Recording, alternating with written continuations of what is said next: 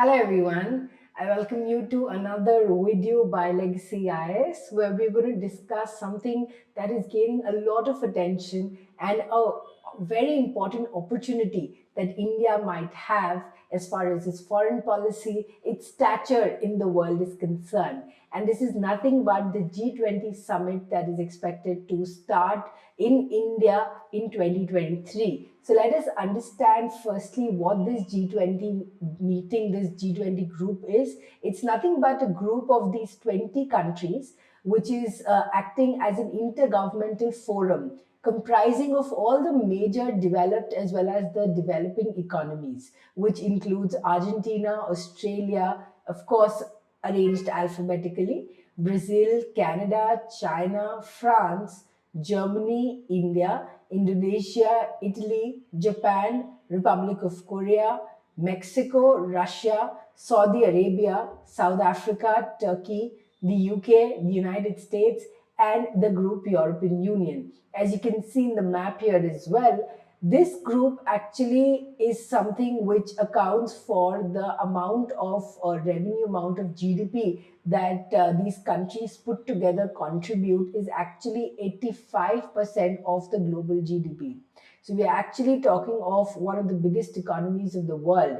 They constitute about 75% of the international trade and two-thirds of the world population. So in this regard, the importance of this summit, the importance of this grouping rather, is something very important.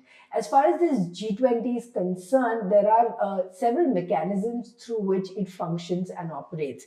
One of which is the finance track, where there are a lot of areas relating to the financial market which are being discussed and talked about. They concern macroeconomic policies, infrastructure, financing, the international financial architecture, how sustainably you can manage things. Inclusion is a very important aspect of it. The financial sector reforms are also kind of a part of this finance track of G20. Besides that, another very popular track to kind of look out for, which concerns a lot of important and diverse areas of discussion, are the Sherpa track, which include areas like anti-corruption, agriculture, culture, okay, employment, environment and climate, education, health, tourism, trade. So a lot of these multivariant issues are basically being discussed here. There are a lot of engagement groups which involve both private sector entities as well as civil society bodies, a lot of parliamentary institutions and members, and also people representing the urban areas, the women, and the youth. So, in total, there are a broad range of ideas and areas which are a point of discussion at this intergovernmental forum. Now, what we are discussing today is the fact that India is actually featuring very prominently in this G20 meeting, the one which is expected to take place in 2023. That is where India is also going to be the president of the summit. So essentially, India is going to be holding the G20 presidential position from the 1st of December 2022 to the November of 2023. Right. So during this entire program and the 2023 meeting, which is going to be taking place, there are going to be around 200 G20 meetings, G20 related meetings, which will take place across the country. All right. So this particular event, which is scheduled for 9th and 10th of September in India, a lot of venues are being looked out for as to which are the probable places where these meetings can take place. And they range from all the way down south from Tamil Nadu up to Jammu and Kashmir. So a lot of areas are being looked into, identified, worked upon. During this particular event, there are a lot of nations who are not members, but they're invited as guest nations, which include Bangladesh, Egypt, Mauritius, Netherlands, the Nigeria, Onam, Singapore, Spain, and the UAE. Right, so a lot of these other countries are also important part of this particular G20 summit of 2023. The guest organizations include the International Solar Alliance, which has gained a lot of traction and attention by the globe and speaks of one of India's diplomatic successes as well. the Coalition for Disaster Resilient Infrastructure, which became all the more important during the COVID-19 crisis, and the Asian Development Bank as some of the important international guests, which are organizations.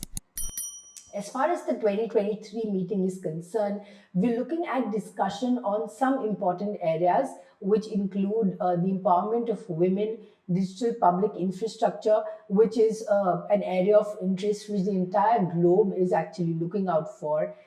Health and agriculture continue to remain relevant to a lot of developing countries even today. So does education and culture, tourism. Climate financing is no longer a discussion of only the developing countries or only the developed countries. It's something that has to be discussed in unison. Economic discussions relating especially to food security and energy security. Hydrogen discussion, extremely important, where we're looking at alternative sources of energy. Disaster risk reduction as well as resilience. And the final is how you're basically fighting all forms of economic crimes and bring in the necessary multilateral reforms in this regard, right? So these are of course the areas which are expected to be spoken about. But what the world is also looking at is how the discussion around Ukraine and the positioning of Russia is going to be kind of be taking place, especially in the backdrop of the Western sanctions which are going against Russia. All right. In this particular discussion, India and Russia are also expected to discuss areas or issues relating to strategic stability, especially when we're speaking of the Asia Pacific region, and looking at a lot of these Western dominated institutions like the United Nations, even the G20 for that matter, right? So these are some important areas of discussions. But if we look at 2023 and some of the important takeaways, or rather something that India should basically be looking out for, is the way in which we've managed to identify Kashmir as one of the event venues, as one of the locations for a G20 meeting. There, in fact, has been a 5-member committee which has also been, formed to, look into the coordination of this particular meeting. Now, as far as this particular region is concerned, the fact that this kind of event and this kind of venue selection is can go either way for India. On the positive side, India can really welcome G20 leaders to come into the region to look into the union territories, how they're performing, have a more realistic views, and just shun out the myths that Pakistan has basically created about India's, the kind of way in which India is treating these regions. On the other hand, there have been skepticism with regards to the way in which militancy is there. It might not be a great way to kind of take it forward. So it can go either way actually. But if we look at the position of China, it is someone who's basically supporting Pakistan. And it's even said that it's approaching Saudi Arabia and Turkey in order to look out for India that it does not go ahead with choosing this particular venue. Now, of course, there is this kind of a double standards in a way that if China can go ahead and start projects in the CPEC region, why can't India do it in its own sovereign territory, right? So this is a kind of an issue which has cropped up ever since the Jammu and Kashmir has cropped up as one of the venues, one of the proposed venues for the G20 meetings. Now, the other thing which has to be remembered at this point is that how G20 or India's diplomatic postures have really helped or benefited India during such D20 meetings. This is particularly important in the way in which terrorism has featured, okay, and the way in which we've been able to identify the masterminds behind 2019 as global terrorists, as identifying and recognizing them that terrorism is a global problem. So things like this have basically happened and speak of our successes at the G20.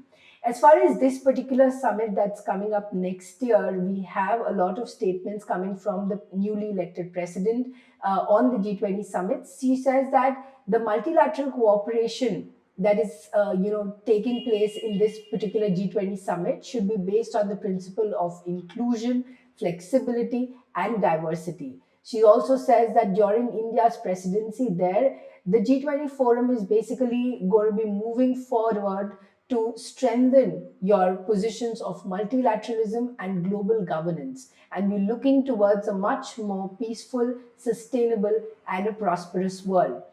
This particular presidency is also coinciding with other presidencies that India is taking up, which is that India is also going to be leading the Shanghai Cooperation Organization. It will preside over the United Nations Security Council.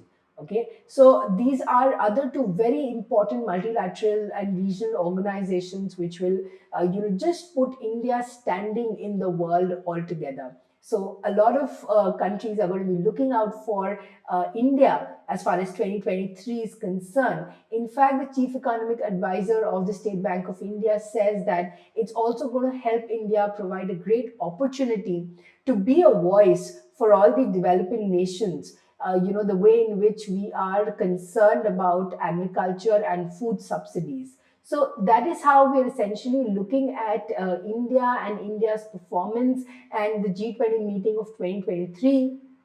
So we all are having our eyes upon India for the next year. I hope you've enjoyed the discussion. Thank you so much.